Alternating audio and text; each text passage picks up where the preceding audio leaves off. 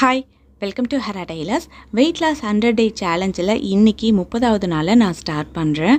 இன்றைக்கி என்னோடய வெயிட் என்ன அப்படின்றத நான் செக் பண்ணி பார்க்குறேன். என்னோடய வெயிட் வந்து பார்த்திங்கன்னா 88 கிலோ 950 கிராம் இருக்குது. இதை நான் ஃபஸ்ட்டு நோட்டில் என்ட்ரி பண்ணிக்கிறேன். ஒரு சில சகோதரர்கள் கமெண்ட்டில் என்ன சொல்கிறீங்க அப்படின்னு பார்த்தீங்கன்னா, நான் தொடர்ந்து ஒரு 3 நாளாக வந்து ஒரே வெயிட்டாக தான் இருக்கேன், எனக்கு கொஞ்சம் கடுப்பாக இருக்குது, கொஞ்சம் கூட வெயிட் குறையல அப்படின்னு சொல்லிட்டு. இது உங்கள் பொறுமையை சோதிக்கிற டைம்ங்க.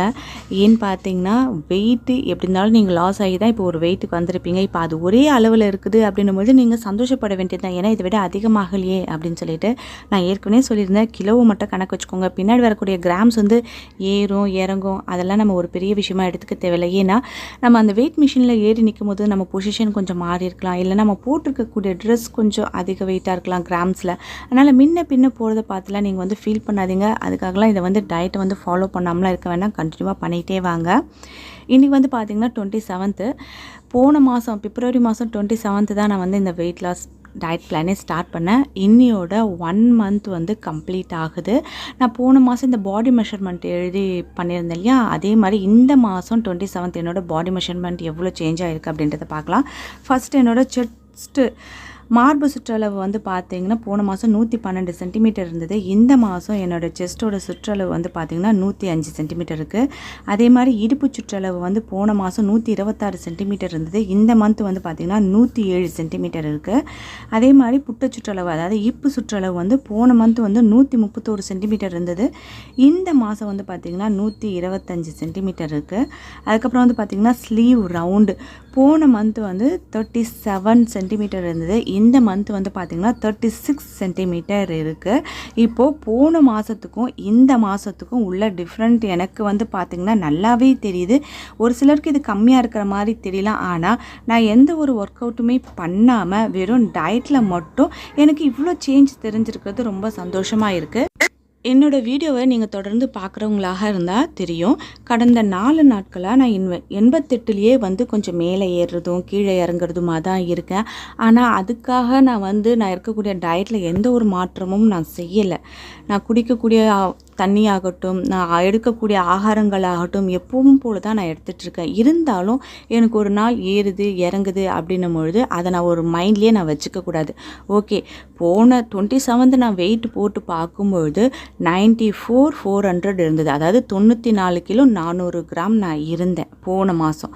ஒரு 30 நாள் கழித்து 88 கிலோ, அதாவது அந்த 9 அப்படின்ற அந்த நம்பரை மாற்றிட்டு 8க்குள்ளே வந்தேன் பார்த்தீங்களா, அதை மட்டும் தான் நான் மனசுக்குள்ளே வச்சுருக்கேனே தவிர்த்து இந்த 4 நாளாக இந்த 88லேயே மின்னியும் பின்னியமாக வந்துட்டுருக்கோமே, அப்போ நம்ம டயட் சரியாக இருக்கிறதையோ இது எதுக்கு இருக்கணும் அப்படின்னு நான் நினச்சிட்டு இருந்தேன். அப்படின்னா நினச்சி இந்த வெயிட் லாஸ் பண்ணுறதை நான் விட்டுட்டேன் அப்படின்னா சும்மா 2 நாளில் நான் 94 விட தாண்டிடுவேன்.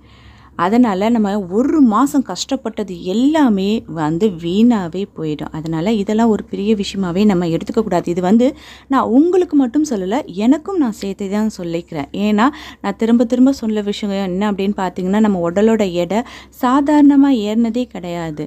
எவ்வளோ ஃபாஸ்ட் ஃபுட் ஐட்டம் சாப்பிட்ருப்போம், ஜங்க் ஃபுட் சாப்பிட்ருப்போம், எவ்வளோ ஸ்வீட்ஸ் நிறைய.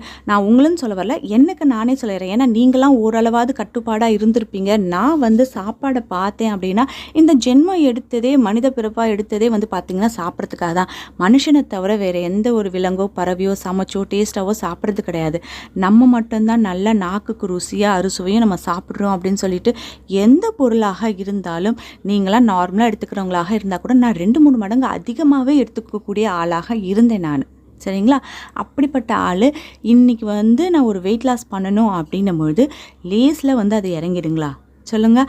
ஒவ்வொரு ஃபேட்டும் குறையிறதுக்கு அதுக்கான டைம் நம்ம கொடுத்தோம்னா தான் கண்டிப்பாக அது குறையும். இப்போ நான் ஒரு 88 கிலோ இருக்கேன், இது கூட நான் ஒர்க் அவுட் பண்ணியிருந்தேன்னு வச்சுக்கோங்களேன், இன்னும் ஒரு 2-3 கிலோ நான் குறைஞ்சிருக்கலாம். ஆனால் எனக்கு ஒர்க் அவுட் பண்ணுறதுக்கான டைம் அப்படி கிடைச்சாலும் அதை பண்ணக்கூடிய அளவுக்கு நான் ஒரு பொறுப்பான ஆள் கிடையவே கிடையாது. நான் ஒரு சோம்பேறி, கண்டிப்பாக செய்ய மாட்டேன். இருந்தாலும் ஒரு 5 கிலோ நமக்கு குறைஞ்சிருக்கு அப்படின்னா இருக்கிறத வச்சு ஓகே, நம்ம போன மாதம் இருந்தது இந்த மாதம் ஒரு 5 கிலோ குறைஞ்சோமா, அடுத்த மாதம் இந்த 5 கிலோ இன்னும் குறைக்கிறதுக்கு முயற்சி செய்வோம் அப்படின்றத தான் நினச்சி பார்க்குறேன். ஆனால் அடுத்த மாதம் 5 கிலோவும் குறையலாம், இல்லைனா 3 கிலோவும் குறையலாம். அது வந்து நம்ம உடம்புல இருக்க கொழுப்புத்தன்மையை பொறுத்து தான் இருக்கே தவிர்த்து, நம்ம மாதக்கணக்கோ இல்லை டெய்லி நம்ம வெயிட் போட்டு பார்க்குறதுனாலையோ நமக்கு அது சீக்கிரமாக குறையாது. நம்ம வெயிட் வந்து இறங்காமல் இருக்குதே அப்படின்னு நினச்சி எக்காரணத்தை கொண்டு நம்ம எடுக்கக்கூடிய இந்த வெயிட் லாஸ் டயட் பிளானை வந்து கட் பண்ணாமல் அப்படியே கண்டினியூவாக நம்ம பண்ணிகிட்டே வருவோம். 100 டேஸில் நம்ம என்ன கொண்டு வந்திருக்கோம். ஏன்னா ஒரு 30 நாளில் நம்மளுக்கு இவ்வளோ ரிசல்ட் தெரியுதுன்னு வச்சுக்கோங்களேன். உண்மையாலுமே எனக்கு உடம்புல வந்து நிறைய சேஞ்சஸ் தெரியுது. ஏன்னா ஒரு சிஸ்டர் கூட கமெண்டில் கேட்டிருந்தாங்க, உங்களுக்கு உடம்புல ஏதாவது சேஞ்சஸ் தெரியுதா அப்படின்ட்டு. முக்கியமாக எனக்கு பகலில் தூக்கம் வர மாட்டேங்குது. ஏன்னா நம்ம சாப்பிட்ற ஆகாரங்களை குறைச்சிறதுனால பகலில் தூக்கம் வர மாட்டேங்குது. அந்த ஒரு சோம்பேறித்தனம், நம்ம சோம்பல் முறிப்போம் பார்த்தீங்களா, அது நான் ஒரு 30 நாளாக வந்து அந்த சோம்பல் முறிக்கிறதே இல்லை. எனக்கு கொஞ்சம் பிரிஸ்காக இருக்க மாதிரி தோணுது. அது மட்டும் இல்லாமல் என் உடம்பு கொஞ்சம் ஃப்ரீயாக இருக்குது, லேஸாக இருக்கிற மாதிரி இருக்குது. அது உண்மையாலுமே எனக்கு ரொம்ப நல்லா இருக்குது. ஏன்னா ஷாப்லலாம் வந்து பார்த்திங்கன்னா எனக்கு உடம்பு ரொம்ப டயர்டாகிடும். அந்த டயர்டு இப்போ எனக்கு அவ்வளோவா தெரியல. எவ்வளோ வேலை செஞ்சாலும் நான் எப்பவும் போல் நார்மலாக தான் இருக்கேன். அதே மாதிரி நடக்கும்பொழுது டயர்டு தெரில. முக்கியமாக இந்த மூச்சு அடிக்கடி வாங்கும். ஆனால் இப்போ அந்த மூச்சு வாங்கிறது கொஞ்சம் குறைஞ்சிருக்கு. இதெல்லாமே எனக்கு வந்து நல்ல டிஃப்ரெண்ட் தான் தெரியுது. என்னோடய உடல் ஆரோக்கியமாக இருக்கணும் அப்படின்னா அதுக்கு நான் தான் வந்து ஒரு வழி பண்ணணும் அப்படின்றத இப்போ நான் நல்லா புரிஞ்சுக்கிட்டேன். இவ்வளோ நாள் இதையே நம்ம செய்யாமல் இருந்தோம் அப்படின்னு சொல்லிட்டு. ஆனால் இன்றைக்கி நான் இந்த ஒரு 30 நாளை கடந்து வந்திருக்கேன் அப்படின்னா உங்கள் கூட இப்படி மார்னிங் பேசுகிறேன் பார்த்தீங்களா, இதுதான் எனக்கு வந்து மோட்டிவேஷன் மாதிரி இருக்குது. ஏன்னா நீங்கள் என்னை பார்த்துக்கிட்டே இருக்கீங்க, நீங்கள் நான் ஏதாவது தவறு பண்ண என்னை வந்து அப்படியே கரெக்டாக மெயின்டைன் பண்ணி கொண்டு போவீங்க அப்படின்னு சொல்லிட்டு நான் டெய்லி அதை மட்டும் தான் மனசில் வச்சுட்டு என்னோடய டயட் பிளான்லேருந்து நான் மாறாமல் கரெக்டாக போயிட்டுருக்கேன். அதனால் நீங்களும் தயவு செஞ்சு வெயிட் ஒரே மாதிரி தான் இருக்குது, இல்லை கொஞ்சம் ஏறிட்டேன் அப்படின்னு நீங்கள் நினச்சாலும் கவலைப்படாமல் கண்டினியூவாக வந்துக்கிட்டே வாங்க. முக்கியமாக லேடிஸ் வந்து உடல் எடை குறைக்கிறது நம்ம ஆரோக்கியத்துக்கு ரொம்ப நல்லது. ஏன்னா நம்ம என்ன நினைப்போம்னா, வீட்டில் ஹஸ்பண்ட் ஆகட்டும் குழந்தையாகட்டும் நல்ல ஆரோக்கியமாக இருக்கணும் அப்படின்னு சொல்லிட்டு அவங்கள நமக்கு பார்த்து செய்வோம். அவங்க என்ன நினைப்பாங்கன்னா, நமக்கு எவ்வளோ அட்வைஸ் பண்ணுறாங்க, நம்மளை ஒவ்வொரு விஷயத்திலும் வீட்டில் பார்த்து செய்யக்கூடிய இவங்க உடம்பை கண்டிப்பாக பார்த்துப்பாங்கல்ல அப்படின்னு தான் நினைப்பாங்க. அதனால் நம்ம உடம்பை நம்ம தான் பாதுகாத்துக்கணும். அதுக்காக இந்த டயட் இருக்கிறதுன்றது ரொம்ப ரொம்ப நல்லது. முக்கியமாக கல்யாணம் ஆன பெண்கள் ஒரு குழந்தை பெற்றதுக்கப்புறமா கல்யாணத்துக்கு முன்னே இருந்த உடல் அமைப்பு இப்போ கண்டிப்பாக இருக்காது. அது கரெக்டு தானே. அதனால் முடிஞ்ச அளவுக்கு நம்ம உடலோட பாதுகாப்பை பார்த்துக்கணும். அதனால் இந்த மாதிரி டயட் பிளான் போடும்போது ஏதாவது நீங்கள் வெயிட் கொஞ்சம் கம்மியானாலோ இல்லை கொஞ்சம் அதே வெயிட் இருக்குது அதிகமாச்சு அப்படின்னாலும் ஃபீல் பண்ணாதீங்க, கண்டினியூ பண்ணிகிட்டே வாங்க. இன்றைக்கி என்னோடய டயட் மெனு வந்து பார்த்திங்கன்னா நான் மார்னிங் எதுவுமே எடுத்துக்கலைங்க. என்னன்னு பார்த்திங்கன்னா கொஞ்சம் வீட்டில் கொஞ்சம் அர்ஜென்ட் வேலையெல்லாம் இருந்ததுன்றதுனால அவசரமாக கடைக்கு போயிட்டேன். ஆனால் அது ரொம்ப தவறான வேலை தான். ஏதாவது ஜூஸாவது நான் குடிச்சிருக்கணும். அவசரத்தில் நான் கிளம்பி போயிட்டேன்.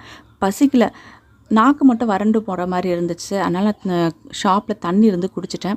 மதியம் வீட்டுக்கு வந்தோடனே சப்பாத்தி செஞ்சு கொஞ்சம் தக்காளி தொக்கு மாதிரி வச்சு நான் சாப்பிட்டுட்டேன். ஆனால் இந்த சப்பாத்தி சாப்பிட்டா மட்டும் என்னன்னு தெரியல, வயிறு ரொம்ப ஃபில்லாகவே இருந்து ஈவினிங் கூட எனக்கு பசிக்கல. இன்றைக்கி நைட்டு வந்து நல்லா சூடான தண்ணியில் லெமன் போட்டு மட்டும் நான் குடித்தேன். இன்றைக்கி என்னோடய டயட் மெனு இதுவாக தான் இருந்தது. ஆனால் இது என்னோடய தப்பான டயட் மெனு, சாரி.